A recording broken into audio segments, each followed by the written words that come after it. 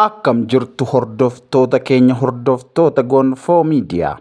Galgala kanaan oduu gammachiisaa tokko isiniif qabannee dhufneetii jirra.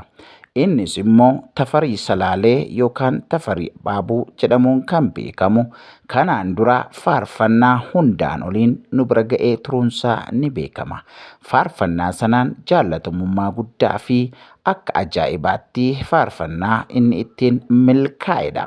Maarreegaa Tafarii Salaalee addunyaa sirbaa keessaa ba'ee gara hojii afuuraa yookaan immoo gara faarfannaa afuuraatti kan dhufe ammas faarfannaa dinqii tokko anaafi kan jedhu qabatee dhufaatii jira. Dhugaadhumatti namni kun hin danda'amne hojii afuura hamaa hojii biyya lafaa hojjechaa kan ture sirbaan kan beekamu amma immoo fooliin Kiristoos irraa urgaa'u irratti argama. Egaa Tafariidhaan baga nagaan dhufte baga milkoofte baga Waaqayyo si jaallate baga Waaqayyo kennaa kanaan si simate jennee hasimannuun dhaamsa keenyadha.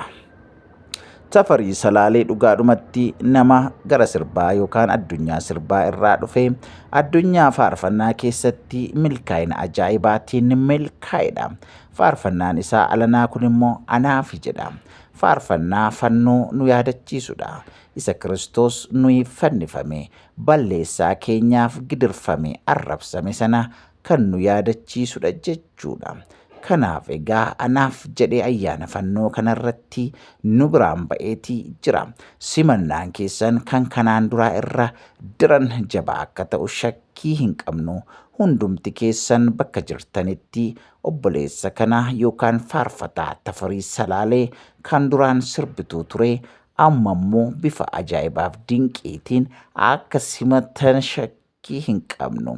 Egaa obboleessi kun ammallee jabaatee hojii kana akka itti fufuuf gama dandeessaniin tumsa barbaachisu akka gootaniif illee gamanumaan isiniif dhaamna. Namoonni qabeenya keessaniin kadhannaadhaan akkasumallee gorsaan kallattii hundumaan bira dhaabbachuudhaan obboleessa keenya addunyaa sirbaa keessaa dhufe faarfannaadhaan Waaqayyoon tajaajilaa jiru kana saba tajaajilaa jiru kana haga dandeenyu humna dandeenyu osoo hin qusatiin akka bira dhaabannuu fi milkaa'ina isaaf akka tumsinu gamanumaan isiniif dhaamna. Maarree egaa hundaan oliin faarfannaa baay'ee ajaa'ibaa jaallatamee ture ta'uusaa hundi keessanuu beektu.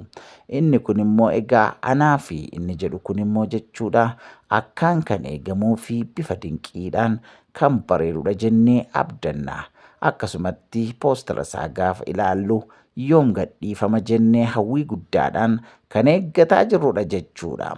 Isa kanaaf Tafarii Salaaleedhaan baga nagaan dhufte baga Waaqayyo si milkeesse baga Waaqayyo si gargaare baga Waaqayyo hojii ulfina qabeessaa tajaajila ulfina qabeessa kanatti si waame dukkana keessaa gara ifaatti baga nagaan dhufte jedhaati simadha. Nullee egaa akka miidiyaa keenya Gonfoo Miidiyaatti simannaa ho'aan akka godhamuuf gamanumaan isiniif dhaamna jechuudha. Waaqayyo baga si gargaarii baga si milkeesse baga nagaan dhufte jenna. Egaa akka miidiyaa keenyaatti nullee baga nagaan dhufte baga Waaqayyo si gargaaree kennaa kana siif kenne addunyaa dukkanaa keessaa gara ifaatti si waame isa barabaraan weeddifamu isa barabaraan leellifamu uumaa hundumaa isa ta'ee uumamarraa gara uumaa faarsuutti baga nagaan dhufte jenneerra egaa. Kanaaf gammachuun keenya guddaadha. Simannaan keenyas egaa baay'ee gammachuu guddaa irratti argamna. Kanaaf egaa hundumti keessan kallattii hundumaan simadhaa ittiin jenna. Kanaaf jabaadhu Waaqayyo ammayyuu ayyaana siif dabalu simboon Waaqayyo ammayyuu sirratti dhangala'u kana caalaa dibata ijaa baasuun Waaqayyo sirratti dhangalaasu jenna. Waaqayyo ammayyuu baga si milkeesse jenna. Egaa kun miidiyaa keessan Gonfoo Miidiyaa kan namoota jajjabeessuu bira dhaabatuu fi gorsuun akkasumallee beekamtii kennamuu fi qabu kan kennuudhaan beekamudha jechuudha. Kanaaf hundumti keessan namooti hundumtuu subscribe gochuudhaan maatii nuuf ta'aa nu tumsaa nu deeggaraa isiniin jenna.